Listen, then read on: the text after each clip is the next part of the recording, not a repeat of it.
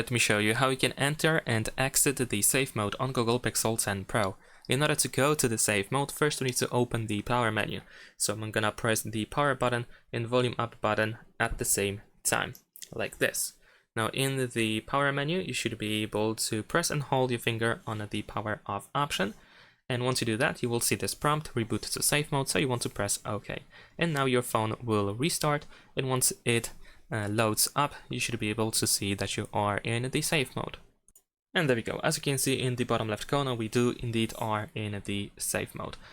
And if you want to exit the safe mode, you just have to restart your device. So you want to, once again, use these two buttons in order to open the power menu and just choose restart.